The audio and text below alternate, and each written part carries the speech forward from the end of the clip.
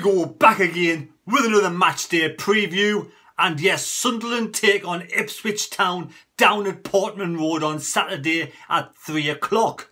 Now, score predictions against Plymouth at the weekend when it was 2-1. There was a whole host of score prediction winners on the table that we do. And the score, of course, was 2-1. And these people, is the list a bloody mile long? It's the worst possible result. It was a good result for Sunderland, 3 points, but the worst possible result for me to write these down. So, well done to these people who got 10 points apiece.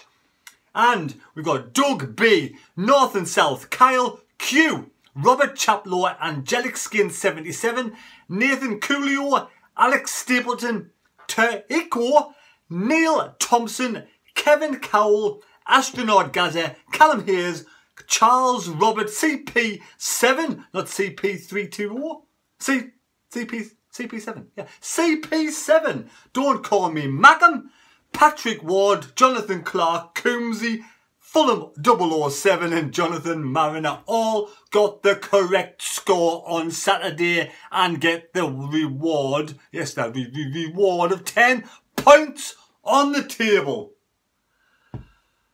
Oh, that was hard work. We just pretty started. Yes, the Sunderland play Ipswich Town on Saturday. Now, injury news at this moment in time. Injury news. Denver Hume is very close to being on the bench on Saturday. Yes, he's made of glass, but he's Denver Hume, and hopefully he can stay fit from now on because we need a left back, a decent left back, really, to be fair. A left wing back or whatever system he's going to play, but he's close. He's had about 4 or 5 days training. Now that's enough. Is that enough? Is that enough to play a game of football against Ipswich Town? I don't think so. I think he will start on the bench. Oh, I don't know. Oh, that throws this spanner in the works, doesn't it? So anyway, Evans keeps on feeling this little niggle in his calf or his thigh or his hamstring or somewhere in his body. Yes, keeps on feeling this little niggle in his body, so he's a few weeks away yet. Dennis Cirkin, though, is 90% fit off his double hernia.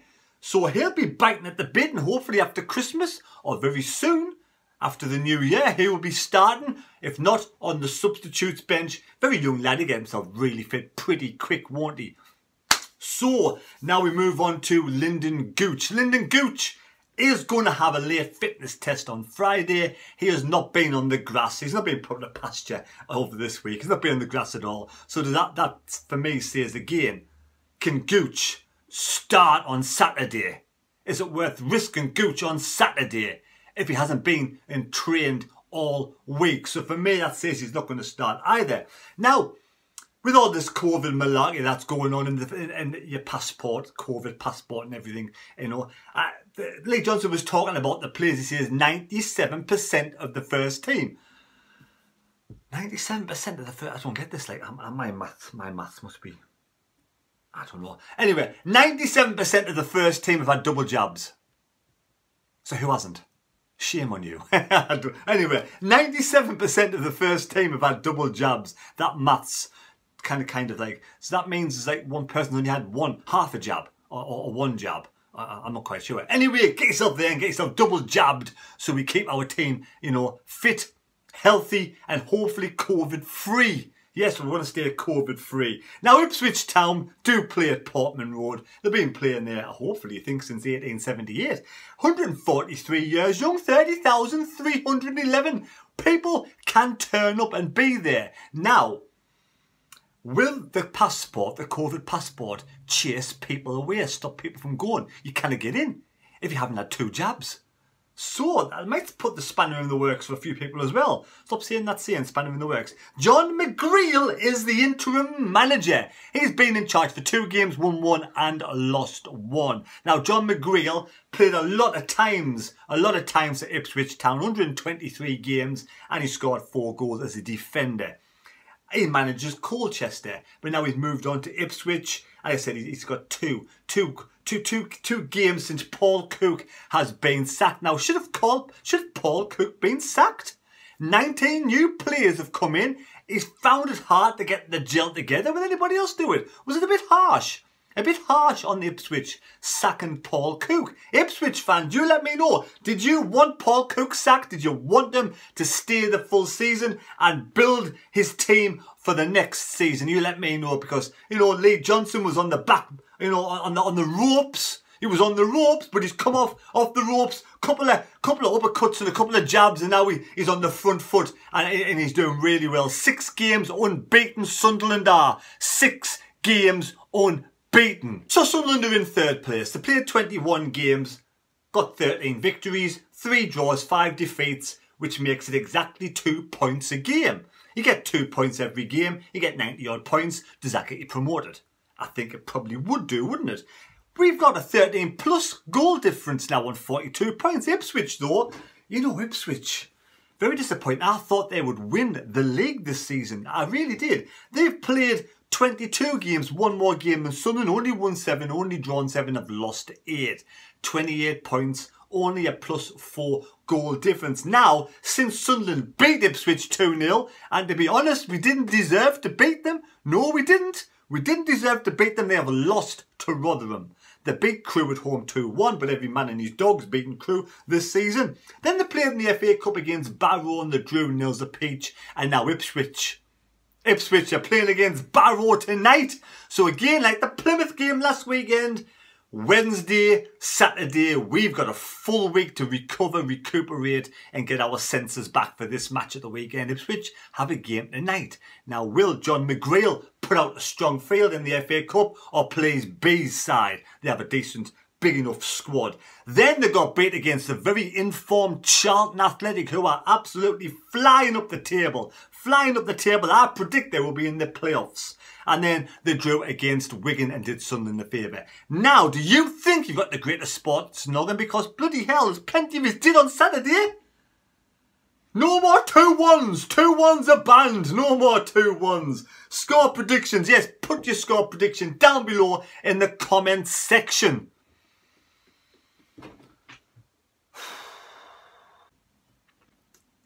Have you got the greatest sports noggin? You get the correct score. Put your score down in the comments section for 10 points on the table. Angelic Skin 77 is up there. Doug B's thereabouts, and Jonathan Marin, and there's a few people are kicking about, so it's wide open. It is wide open, but Angelic Skin 77, well done on your 2-1s. I know you like your 2-1s. From now on, 2-1s are banned. I'm only joking. But anyway, score predictions. Or should we get into the team? This is the team I think Lee Johnson will start Saturday. Now, with all the injuries we have at this moment in time, this is the team I think Lee Johnson will have to start if Gooch is not fit enough to start on Saturday. Now, Hoffman in goal, Wright, Flanagan and Doyle as the 3 centre-backs, but obviously Doyle will move over to the left, Wright can go over to the right. And we have Winchester as a wing-back with Diaku moving over to the left-hand side. Now, will he risk breaking up the partnership of Dan Neil and Winchester in the middle? I wouldn't do that personally, but I've got this feeling it will switch Winchester to there. Now, this is the bit here where it's going to be make or break for Sunderland. The centre. Is Neil and Embleton, is there anybody else? Aidan O'Brien, is that good enough as a partnership to control the game and beat Ipswich, or even draw? Because a draw wouldn't be a bad result down at Portman Road. Pritchard and then 2 up front. So I think it's going to be a 5-3-2 system what Lee Johnson will go with. Now, this is a team I will be tempted to start, but I ain't the manager.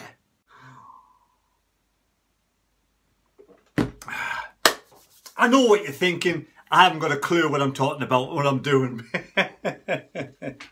But because we've got no right backs and no left backs at the club at this moment in time, with injuries and whatnot, and Gooch being out, Serkin being out, Hume not back yet, and everybody in one man and his dog, no centre midfielders, Luke O'Nine's not anywhere, Kevin Evans is nowhere to be seen. So basically, on Saturday, would 4-4-2 be at risk against, I mean we say 4-4-2 because Broadhead, technically Broadhead, can just basically move around wherever he wants because he's that fit. he got a lot of good movement on him. So basically, Broadhead could even move in front of Winchester and Neil at some point if needed be. But for me, we need to get a clean sheet. We can't keep clean sheets at this moment in time. We're saying, yes, we play wing-back systems, but we're not keeping clean sheets. So we don't keep clean sheets. How do we find a way of keeping clean sheets? We keep a clean sheet on Saturday. This is not rocket science, right? You can laugh all you want. It's not rocket science.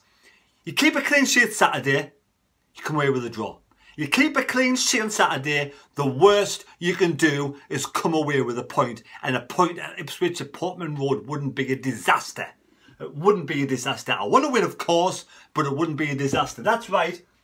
That's right. Wright has been captain since he's come back as captain. We haven't lost. Now, I'm not putting the mockers on that, man. I'm just saying as the fact.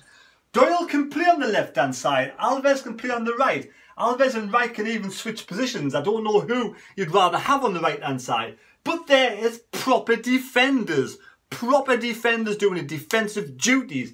You know, Winchester and Dan Neil in the middle is a good partnership. I feel I loathe to break the partnership up. I don't want to break something that's doing so well. You know, Diaco played really well the weekend, up and down. And Pritchard and Diaco could interchange. But I do like the way Pritchard comes down the left-hand side.